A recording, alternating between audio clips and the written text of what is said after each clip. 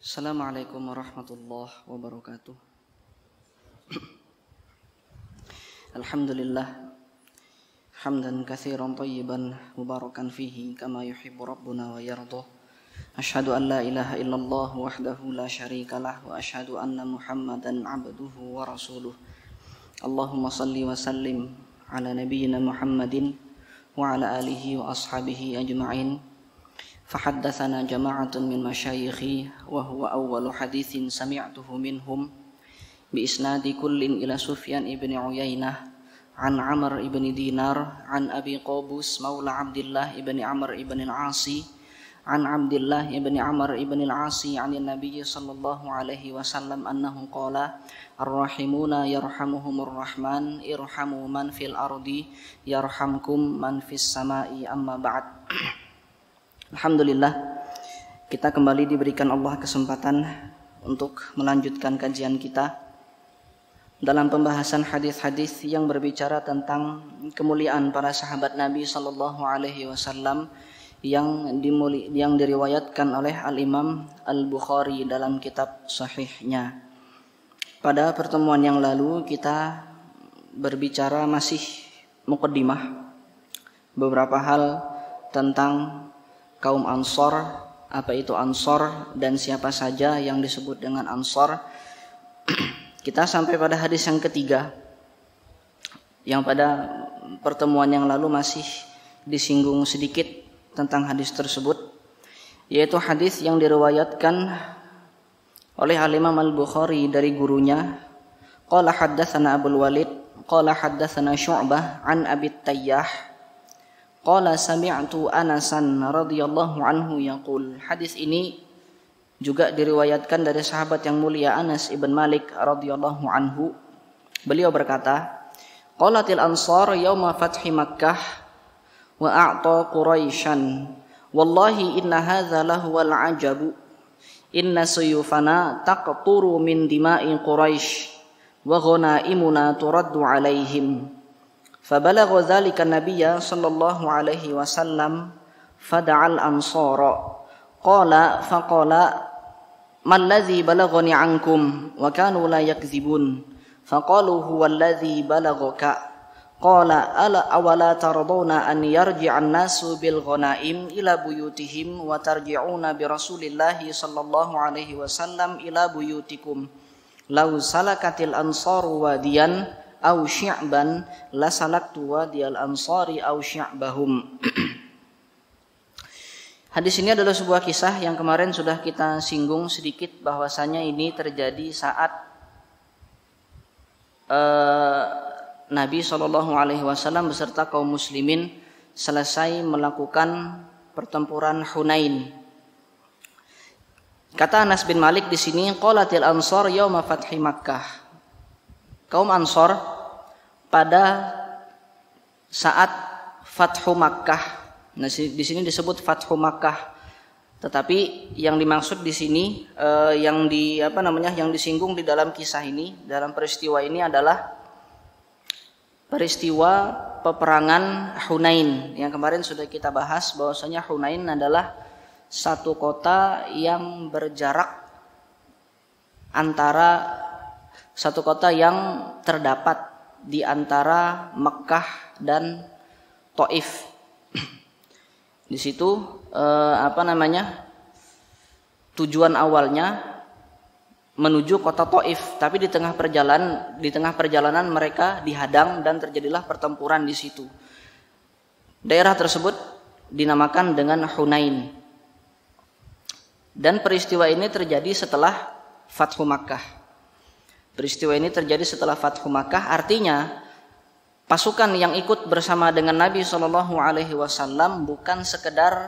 bukan hanya mereka yang berasal dari kaum Muhajirin dan Ansor, tetapi orang-orang Quraisy yang Islam pada peristiwa Fathu Makkah juga ikut bersamanya. Artinya banyak orang mu'allaf di situ. Fathu Makkah kan banyak yang Islam di situ, baru kemudian mereka tetap dihukumi seorang mu'allaf. Setelah peristiwa tersebut, banyak ghanimah yang didapatkan oleh, tentu saja kemenangan, alhamdulillah, Allah berikan, Allah karuniakan kepada kaum muslimin pada saat itu, yang kemudian banyak mendapatkan ghanimah atau harta rampasan perang. Namun kemudian ghanimah tersebut hanya dibagikan oleh Nabi SAW kepada orang-orang yang berasal dari Quraisy, dan itu pun mereka yang berislam saat peristiwa Fathu Makkah. Orang-orang mu'allaf saja yang kemudian diberikan ghanimah di situ. Baru kemudian orang Ansar mengatakan, wallahi inna hadza lahwan ajab, demi Allah ini suatu keajaiban. Kok bisa seperti itu gitu loh. Jadi yang ada di benak mereka, yang ikut perang, merekalah yang berhak mendapat ghanimah. Tapi sebenarnya pembagian ghanimah ini kembali diserahkan kepada pemimpin pasukan, kepada khalifah. Kalau seandainya Rasulullah SAW menetapkan bahwasanya ghanimah ada yang mendapat, ada yang nggak mendapat, maksudnya nggak harus dibagi rata. Ini ketentuan ghanimah seperti ini yang bisa kita ambil dari hadis ini. Nggak harus dibagi rata ghanimah itu. Tapi kita lihat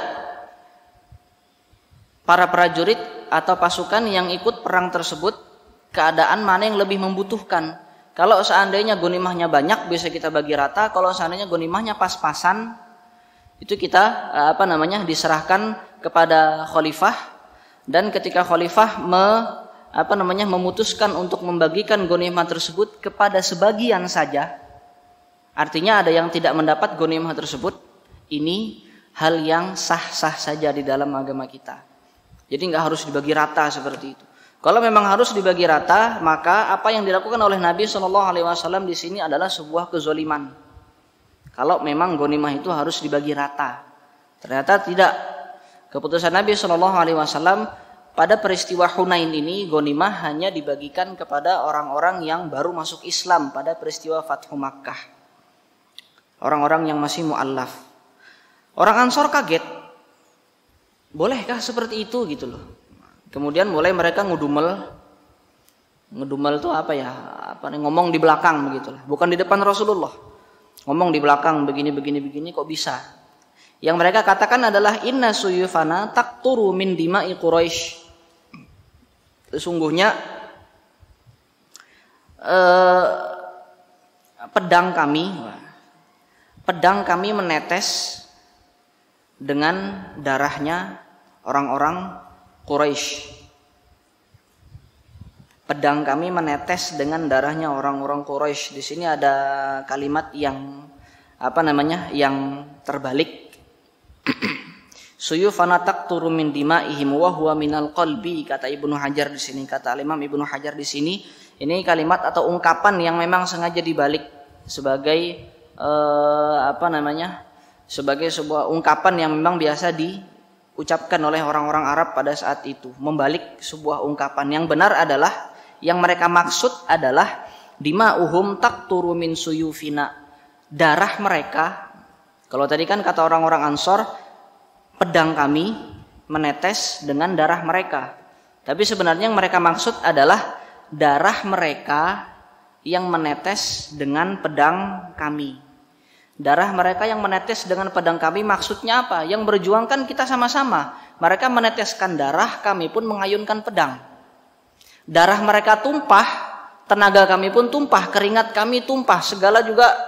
Kalau darah mereka tumpah, darah kami ikut tumpah. Kalau pedang kami ikut ikut melayang seperti ini, ikut bergerak, pedang mereka juga ikut bergerak. Artinya kita sama-sama.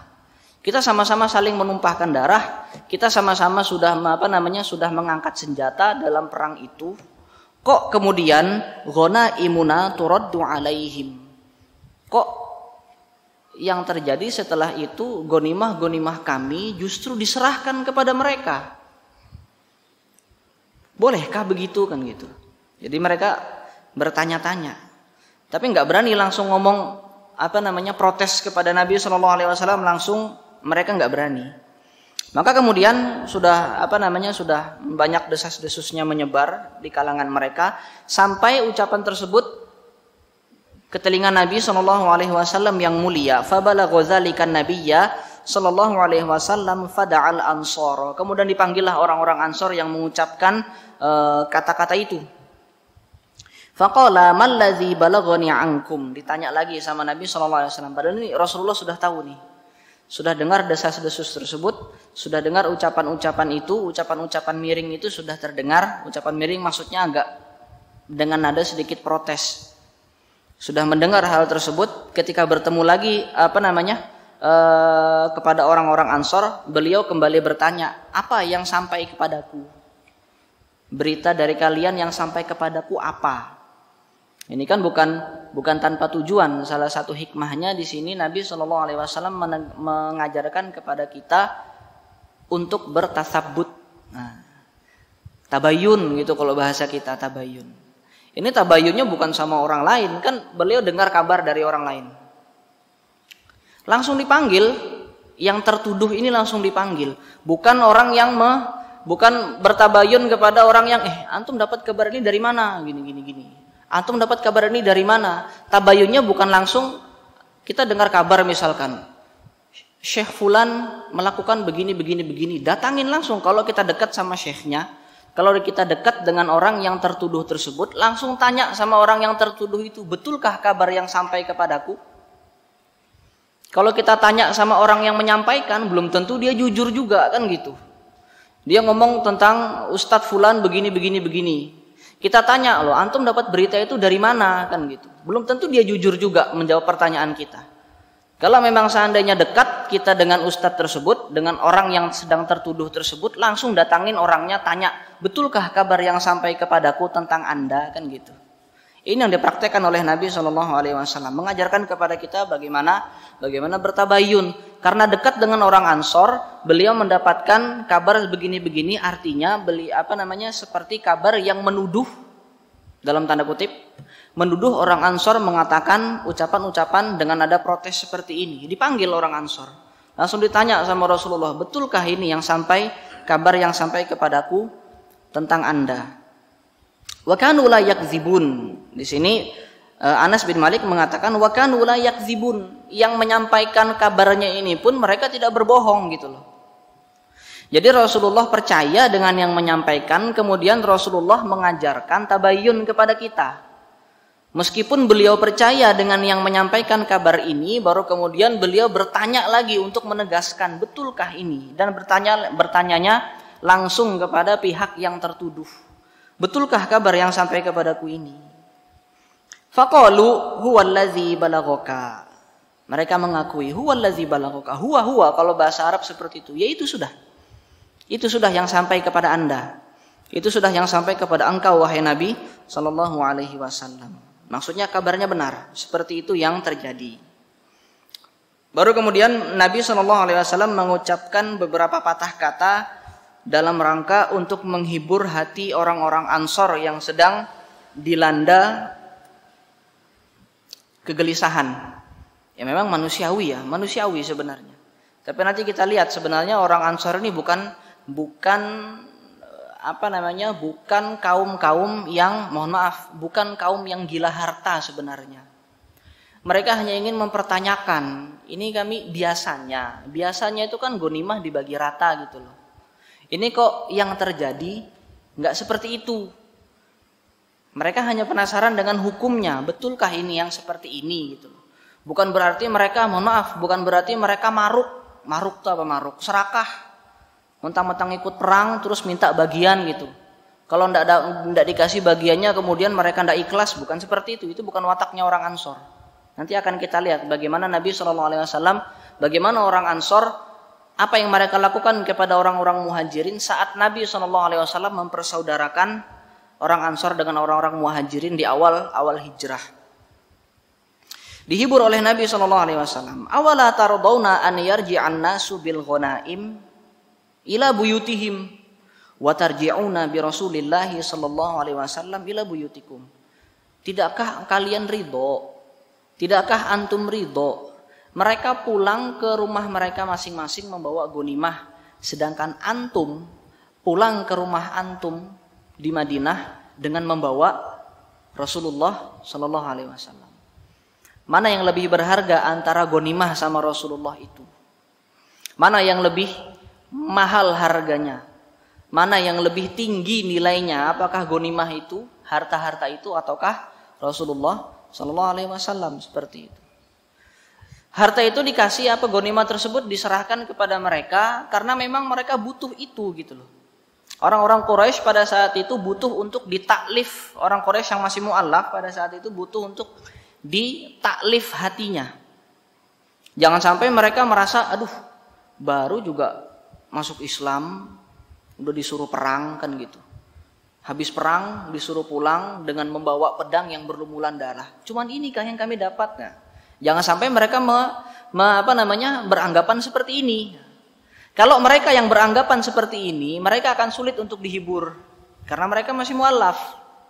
Adapun orang-orang Ansor yang sudah sekian tahun bersama dengan Nabi Shallallahu Alaihi Wasallam, cukup diucapkan ucapan yang seperti ini, mereka akan merasa terhibur. Oh iya betul, Rasulullah Shallallahu Alaihi Wasallam lebih berharga daripada ghanimah yang mereka bawa pulang.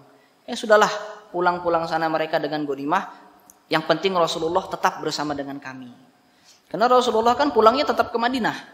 Setelah peristiwa Fathu Makkah, setelah peperangan yang terjadi pada saat setelah peristiwa Fathu Makkah, setelah semua kejadian tersebut, ujung-ujungnya tetap pulang ke rumah beliau yang ada di Madinah.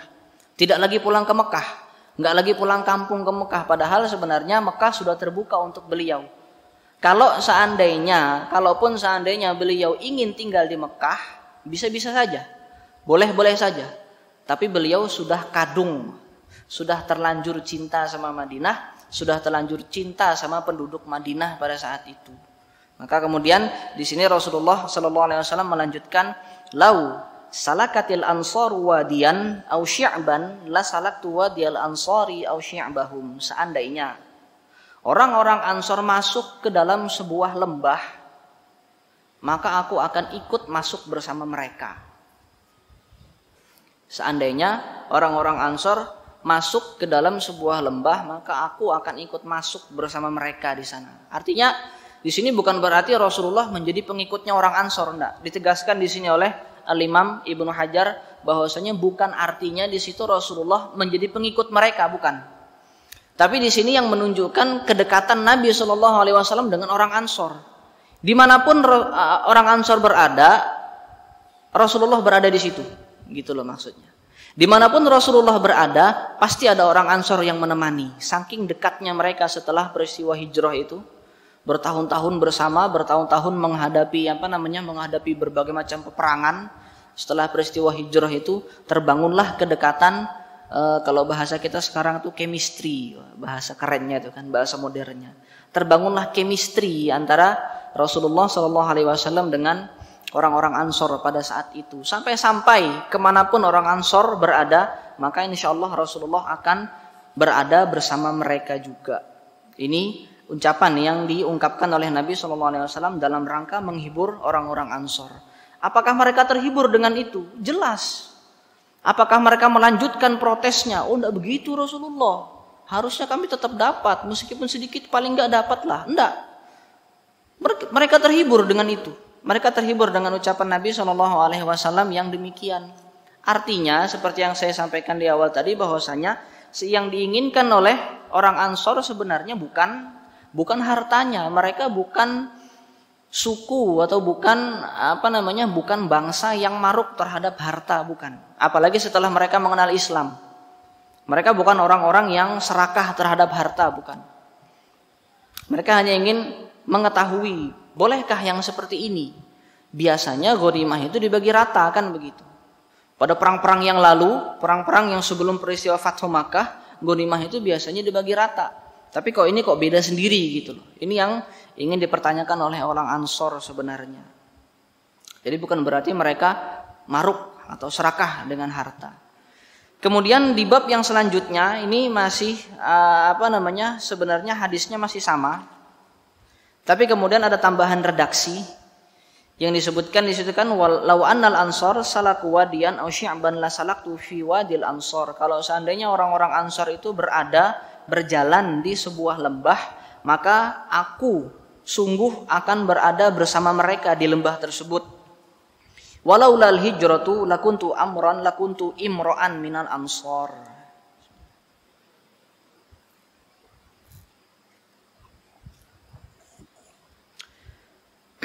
Kalau ini lanjutan hadisnya, kalau bukan karena hijrah, sungguh aku akan menjadi bagian dari Ansor. Maksudnya, kalau bukan karena kemuliaan dan keutamaan hijrah, hijrah ini kan ibadah ya. Karena hijrah pada saat itu merupakan perintah dari Allah Subhanahu wa taala yang wajib dilakukan oleh setiap muslim yang berada di kota Mekah, wajib. Makanya kemudian beberapa sahabat yang beruzur tidak ikut hijrah di situ harus ada uzurnya gitu loh. Uzurnya harus uzur yang syar'i. Karena ini perintah yang wajib. Kalau seandainya bukan karena kemuliaan atau keutamaan fadilah hijrah ini, maka aku lakuntu imro'an minal ansor, aku akan menjadi bagian dari ansor. Itu maksudnya para ulama di sini menjelaskan lantasabtu. Aku akan nisbah yang akan aku pakai adalah nisbah ansor.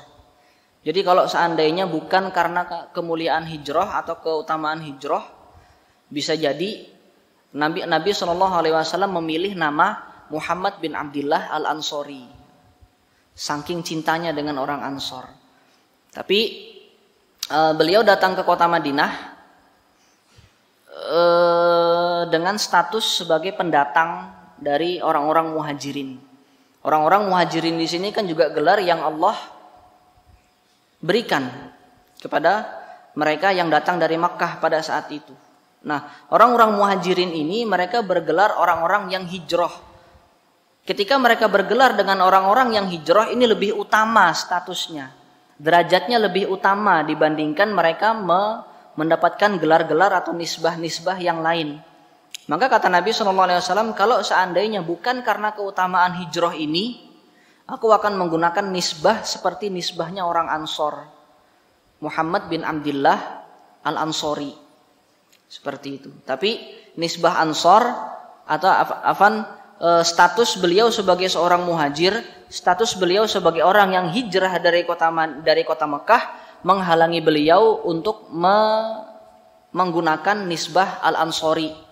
Karena kalau menggunakan nisbah Muhammad bin Abdillah Al-Ansori berarti statusnya sudah orang asli Madinah. Orang mukim di Madinah, bukan orang yang hijrah. Nah, jadi Nabi kalau menggunakan nisbah Al-Ansori seperti itu, dikhawatirkan status hijrahnya itu akan tertutupi. Ini yang ingin ditampakkan oleh Nabi SAW, ini loh, kami adalah orang-orang yang hijrah. Karena hijrah di situ sebagai keutamaan, sebagai ibadah yang diwajibkan oleh Allah Subhanahu wa taala, maka Nabi SAW dan para sahabat muhajirin lebih mengutamakan untuk menampakkan status mereka sebagai orang-orang yang hijrah. Seperti itu. Maka Rasulullah cinta dengan perbuatan hijrahnya, Rasulullah juga cinta dengan orang-orang Ansor. Tapi status beliau sebagai seorang yang hijrah ini lebih utama daripada beliau menggunakan nisbah Al-Ansori. Makanya kata beliau, kalau seandainya bukan karena hijrah, aku akan menjadi bagian, aku akan menjadi orang Ansor, aku akan bernisbah dengan nisbahnya orang Ansor. Ini yang menunjukkan kedekatan beliau sallallahu alaihi wasallam dengan orang-orang Ansor pada saat itu. Lanjut kepada bab yang berikutnya. Nah, ini bab yang menceritakan tentang persaudaraan, mempersaudarakan. Ketika Nabi SAW datang ke kota Madinah beserta sahabat-sahabat yang lain dari kalangan muhajirin, beliau mempersaudarakan. Nanti fulan dengan fulan, fulan dengan fulan, satu persatu seperti itu. Fulan saudaranya fulan, nanti fulan saudaranya fulan. Biar enggak, biasanya kan kita manusia kan biasanya kalau datang ke negeri, ke tempat yang asing, ndak punya sanak saudara, nanti bingung khawatirnya nanti masuk ke kota Madinah bingung, aku tinggal di mana ya gitu. Aku nanti sama siapa ya? Aku nanti yang ngurus siapa ya? Kan begitu. Maka kemudian Nabi SAW mempersaudarakan. Ini nanti fulan dengan fulan, fulan dengan fulan. Jadi ketika begitu masuk, mereka langsung ketemu dengan saudaranya masing-masing. Nah, dalam hadis ini dalam bab ini bab yang berbicara tentang saat Nabi SAW mempersaudarakan antara muhajirin sama ansor. Di sini ada 3 hadis. 2 hadis yang pertama isinya sama sebenarnya. Cuman ada beberapa tambahan redaksi di situ yang bisa kita ambil faedahnya juga. Kemudian hadis yang terakhir, hadis yang ketiga, ini hadis yang berbicara secara umum. Hadis yang pertama dan yang kedua ini berbicara tentang saat Nabi SAW mempersaudarakan Abdurrahman bin Auf dengan Sa'ad bin Rabi'. Abdurrahman bin Auf dari kalangan muhajirin, Sa'ad bin Rabi' dari kalangan ansor. Hadisnya berbunyi, qala haddatsana Ismail bin Abdullah qala haddatsana Ibrahim ibnu Sa'ad an abihi an jaddihi qala lamma qadimu al-Madinata akha Rasulullah sallallahu alaihi wasallam baina Abdurrahman ibn Auf wa Sa'ad ibn Rabi'. Ketika orang-orang muhajirin masuk ke kota Madinah, Rasulullah Shallallahu Alaihi Wasallam mempersaudarakan antara Abdurrahman bin Auf dengan Sa'ad bin Rabi'. Abdurrahman bin Auf memang terkenal sebagai orang kaya kan, tapi saat hijrah hartanya semua ditinggal di Mekah. Jadi orang-orang yang kaya pada saat itu masuk ke dalam kota Madinah tanpa membawa apa-apa, ibarat kata cuma bawa nyawa sama baju dan perbekalan yang memang dibutuhkan di perjalanan. Termasuk Abdurrahman bin Auf masuk ke kota Madinah dalam keadaan tidak membawa harta yang banyak, secukupnya saja. Ketika dipersaudarakan oleh Nabi SAW dengan Sa'ad bin Rabi', ternyata Sa'ad bin Rabi' ini adalah termasuk orang yang paling kaya di kalangan Ansor, termasuk orang yang paling kaya. Bahkan dalam dalam salah satu riwayat di situ beliau menyatakan, akulah orang yang paling kaya, yang paling banyak hartanya di kalangan orang Ansor yang lain. Sa'ad bin Rabi' berkata kepada Abdurrahman, inni aktsarul Ansor malan. Aku adalah orang Ansor yang paling banyak hartanya. Apakah beliau mengucapkan itu untuk menyombongkan harta di depan Abdurrahman bin Auf? Ternyata tidak. Tujuannya adalah untuk meyakinkan Abdurrahman bin Auf bahwasannya Sa'ad bin Rabi' sudah siap berbagi harta. Karena dalam riwayat lain disebutkan Abdurrahman bin Auf sebenarnya menolak harta yang ditawarkan oleh Sa'ad bin Rabi'. Maka kemudian Sa'ad bin Rabi' seperti kalau kita mau membantu orang gitu ya, kita mau bersedekah kepada orang, kalau kita khawatir bukannya sombong-sombongannya, bukannya pamer harta, tapi seandainya kita khawatir nanti jangan-jangan dia ragu, jangan-jangan dia tidak mau ngambil sedekah saya, jangan-jangan dia menolak gitu ya, sudah ucapkan aja nih. Ini orang paling kaya di sini, wah. Antum jangan khawatir gitu loh. Itu yang dikatakan oleh Sa'ad bin Rabi'. Ana ini di antara orang-orang Ansor, ana ini yang paling banyak hartanya. Baru kemudian beliau menyampaikan sebuah permintaan, faksim mali nisfaini. Bagilah hartaku menjadi 2 bagian. Bayangkan, bagi 2 bagian, setengah-setengah. Bukan 80-20%, bukan 70-30%, 50-50. Dikalkulasikan semua harta yang dimiliki oleh Sa'ad bin Rabi', berapa jumlah keseluruhan hartanya bagi menjadi 2. Antum 50, ana 50. Wali belum cukup di situ. Ini yang lebih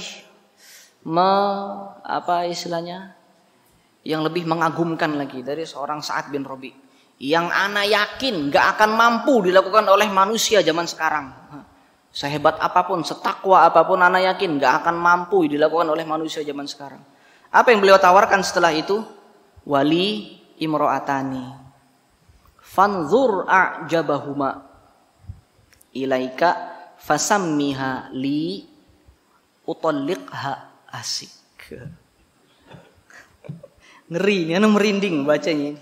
Waktu ana murojaah ini merinding nih. Oh, ada orang yang rela begini ya. Apa ya maknanya yuk?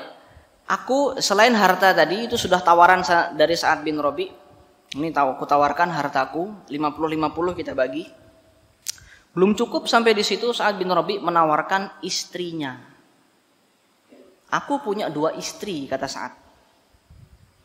Bukan sekedar menawarkan istrinya, tapi tawarannya ini menggiurkan sekali. Apa kata beliau? Fanzur a'jabahuma ilaika. Lihat di antara kedua itu yang paling yang paling menarik perhatian Anda. Yang paling Anda sukailah, ibarat kata gitu. Jadi yang milih bukan Sa'ad, bukan suaminya yang milih, orang disuruh milih. Abdurrahman, pilih nih. Mana yang paling cantik menurut Anda? Pilih. Sebutkan namanya, pilih orangnya, sebutkan namanya, habis itu aku ceraikan dia. Setelah selesai masa iddahnya, fa idzan qadat iddatuha fatazawwajha. Kalau sudah selesai masa iddahnya, silahkan nikahin dia. Siapa yang bisa melakukan itu zaman sekarang? Ana yakin gak ada yang bisa. Yang punya 2 istri, yang punya 3 istri, punya 4 istri. Wah, ada saudaranya datang gitu kan. Nih 4 istri. Oh, 4 istri. Apalagi 4 istri, pasti sayang semuanya. Apalagi 2 istri, kalau 2 istri, 3 istri aja masih mungkin bisa. Kalau 4 istri, oh sayang, perempuan sana banyak, cari sendiri sana istri. Bisa jadi gitu kan. Ini enggak, sudahnya dikasih harta 50%, habis itu dikasih istri lagi. Kurang baik apa coba orang Ansor, kan seperti itu. Ini gambaran salah satu dari kebaikan-kebaikan yang ditawarkan oleh orang Ansor kepada orang-orang Muhajirin. Nanti akan ada di hadis yang terakhir kebaikan yang lain. Yang membuktikan bahwasanya seperti apa yang saya sampaikan tadi di awal, bahwasanya orang-orang Ansor bukan bangsa, bukan suku yang maruk terhadap harta. Mereka berani jor-joran, ibarat kata berani jor-joran untuk memberikan hartanya kepada orang-orang yang mereka cintai. Apalagi yang didatangkan ini adalah saudara-saudara yang dipersaudarakan oleh Nabi SAW. Seperti itu. Disuruh pilih mana yang lebih cantik, mana yang lebih tertarik, yang kamu naksir lah.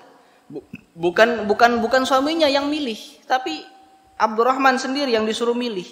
Pilih dia, diceraikan sama suaminya, diceraikan sama Sa'ad. Setelah selesai iddahnya silahkan nikahi dia. Seperti itu.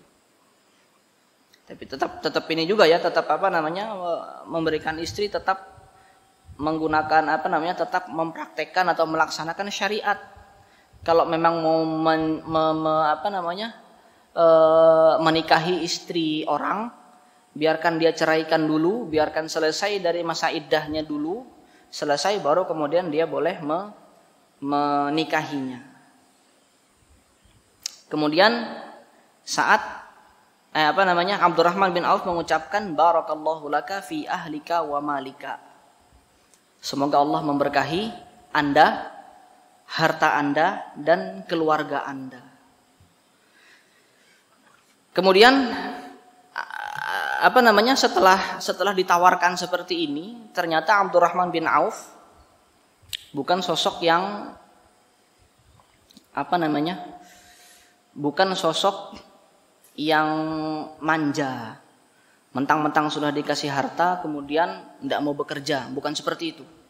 Beliau sosok yang militan, sosok seorang pejuang. Ini sudah punya istri baru, jangan hanya menyandarkan dari apa yang disumbangkan oleh Sa'ad bin Rabi', tapi beliau tetap ingin berusaha menafkahi keluarganya dengan hasil keringatnya sendiri. Bayangin antum, sudah dikasih 50% itu. Harta orang yang paling kaya dari kalangan Ansor, kemudian dikasih hartanya 50%, tapi Abdurrahman bin Auf masih bertanya, aina sukukum? Pada redaksi selanjutnya beliau bertanya, Antum punya pasar kah? Tempat cari rezeki kan zaman dulu pasar. Kalau mau cari rezeki masuk ke dalam pasar, insya Allah dapat rezeki. Ditanya, aina sukukum? Artinya beliau tidak, Abdurrahman bin Auf tidak bersandar dengan apa yang diberikan atau disumbangkan oleh Sa'ad bin Rabi. Beliau tetap berusaha dengan jeripayah sendiri. Ini keluargaku, ini istriku, ini harus makan dari hasil jeripayahku. Ini harus makan, ini harus ternafkahi dari hasil keringatku sendiri. Beliau bertanya, mana pasar antum di sini mana? Fadalluhu ala suqi bani Qainuqa. Kemudian ditunjukkan kepada Abdurrahman bin Auf pasarnya Bani Qainuqa. Ini loh tempat kami cari rezeki di sini. Faman qalaba illa wa ma'ahu fadlun min aqitin wa samnin. Beliau belum pulang dari pasar itu kecuali beliau sudah mendapatkan fadlun, beberapa yang bisa dimakan. Di sini dalam hadis ini disebutkan aqit sama saman. Samnun, aqit di situ ada jenis makanan orang Arab yang dibuat dari susu. Entah bagaimana cara mengolahnya itu. Dari susu kemudian diaduk, kemudian direbus, dimasak susunya itu kemudian jadi makanan pokok. Jadi makanan pokok. Kemudian saman itu minyak samin itu yang biasa dipakai buat masak juga. Artinya beliau berusaha di pasar itu untuk mendapatkan rezeki, untuk mencari rezeki. Sudah dapat rezekinya, kira-kira yang bisa mencukupi nafkah untuk keluarga beliau, untuk istri beliau pada saat itu baru beliau pulang dari pasar. Jadi pulang itu dengan membawa hasil nih, baru pulang. Ketika sudah mendapatkan hasil baru pulang, dan itu yang diserahkan atau diberikan kepada keluarganya. Tsumma taba'al ghuduwa, dan kemudian besoknya seterusnya seperti itu. Pergi lagi ke pasar, kerja lagi, pulang-pulang dapat hasil, pergi lagi ke pasar, terus seperti itu. Jadi tidak bersandar dengan apa yang diberikan oleh Sa'ad bin Rabi'. Tsumma ja'a yauman wa bihi atharu sufrah. Kemudian suatu ketika beliau keluar rumah. Ini kan masih pengantin baru nih. Pengantin baru ini sudah kerja loh. Setelah nikah ini habis itu kerja lagi sampai suatu ketika bertemu dengan Nabi SAW dan ada bekas sufroh. Sufroh itu semacam wewangian, semacam parfum dari za'faron. Za'faron kalau antum yang yang terbiasa, yang suka wangi-wangian, insyaallah pahamlah seperti apa za'faron itu.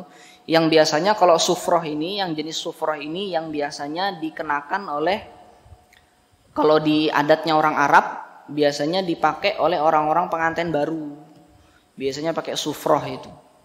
Karena wangi-wanginya itu lebih, lebih menggairahkan. Katanya seperti itu, katanya. Jadi sering dipakai oleh para pengantin baru di situ. Ketemu sama Rasulullah, kalau ada bekas sufroh di sini, Rasulullah mencium ada bekas sufroh di sini. Mahyam, kata Rasulullah, bertanya, apa ini? Apa yang terjadi dengan anda? Anda kan sudah curiga Rasulullah nih. Ini kok enggak ketemu, tiap hari ke pasar kok tahu-tahu datang ketemu, kok ada bau sufroh ini? Oh, jangan. Nah, ternyata betul. Qala tazawwajtu, aku sudah nikah wahai Rasulullah, kata Abdurrahman bin Auf. Qala kam suqta ilaiha, berapa ya? Kemudian ditanya lagi sama Rasulullah, berapa kamu kasih dia mahar? Qala nawatan min zahabin au wazna nawatin min zahabin. Ini perawi hadisnya agak ragu-ragu, mengatakan yang diucapkan oleh Abdurrahman bin Auf ketika itu mahar yang diberikan sebesar nawat. Nawat itu biji kurma. Sebiji kurma itu emas yang sebesar biji kurma itu. Kecil kan berarti? Kecil. Kira-kira berapa gram aja di situ? Kalau zaman sekarang ini kan emas batangan itu kan ada yang kecil-kecil gitu. Kira-kira berapa gram aja? Atau seberat emas yang biji kurma itu gitu loh. Seberat emas yang sebesar biji kurma itu. Artinya kecil. mas kawin atau sodak yang diberikan oleh Abdurrahman bin Auf kepada istrinya ini kecil sekali, menunjukkan bagaimana Abdurrahman bin Auf pada saat itu memang punya harta yang sedikit pada saat datang ke Madinah itu, punya harta yang sedikit. Jadi kalau di sini para ulama memperkirakan kira-kira nawat min zahabin atau zahab, emas yang seberat biji kurma itu kira-kira harganya pada saat itu sebesar 5 dirham. 5 dirham. Kira-kira harganya segitu gitu loh. Itu mahar yang diberikan Abdurrahman bin Auf kepada istrinya pada saat itu. Nah, di hadis yang selanjutnya, di hadis yang kedua sama ceritanya, cuman di situ ada tambahan redaksi yang paling akhir. Di situ Nabi SAW menasihatkan kepada Abdurrahman bin Auf, aulim walau bisyatin, berwalimahlah meskipun hanya dengan 1 ekor kambing. Artinya pada saat itu Abdurrahman bin Auf nikah, tapi karena hartanya sedikit, hartanya belum cukup, beliau tidak mengadakan walimah. Makanya Rasulullah saja nggak tahu kalau beliau sudah nikah, kan gitu. Rasulullah saja nggak tahu kalau Abdurrahman bin Auf sudah nikah. Kaget Rasulullah. Kalaupun nggak ketemu di pasar itu, bisa jadi nggak tahu entah kapan ketahuannya, kan begitu. Kata Rasulullah, aulim, dirikanlah walimah, adakanlah walimah, walaupun dengan 1 ekor kambing saja, meskipun sederhana, maksudnya gitu.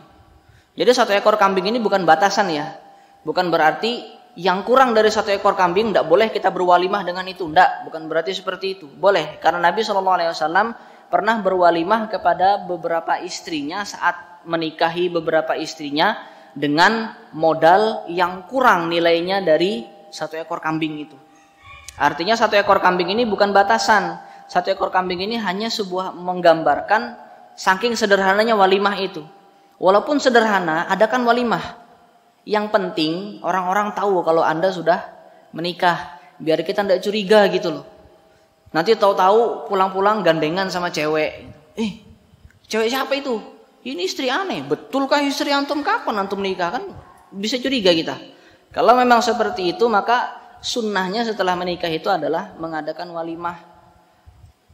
Mau kecil saja tidak apa-apa, mau mengadakan walimah, tidak ada duit, modalnya apa? Sudah beli kurma sebiji-sebiji, undang teman-teman yang datang kasih kurma. Siapa yang mau ngolok? Ya kan kayak gitu. Ini nasihatnya dari Rasulullah. Yang penting mengadakan walimah, yang penting memberikan pengumuman kalau antum sudah menikah, seperti itu. Paling enggak nyebar undangannya lah. Kita lihat undangannya kan, sudah menikah, alhamdulillah sudah nikah. Itu kan modal undangan doang, kan bisa. Ketika datang, berikan apa yang antum dapatkan meskipun sederhana. Hadis ketiga insyaallah kita akan bahas pada pertemuan yang akan datang insyaallah. Mudah-mudahan apa yang kita kaji pada malam ini bermanfaat, dan mudah-mudahan kajian kita malam ini diberkahi oleh Allah Subhanahu wa taala. Kita tutup dengan doa kafaratul majlis. Subhanakallahumma bihamdik asyhadu an la ilaha illa anta astaghfiruka wa atubu ilaik. Sallallahu ala nabiyyina Muhammadin wa ala alihi wa ashabihi ajma'in. Assalamualaikum warahmatullahi wabarakatuh.